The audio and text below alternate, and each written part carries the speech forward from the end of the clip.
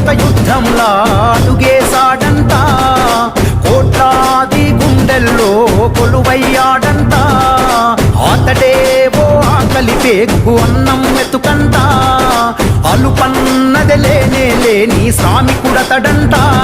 తన తల్లి పాదాలకు వేల దండాలోరన్నా, తన రక్తాన్నే పేదల పక్షం నిలిపినదోరన్నా.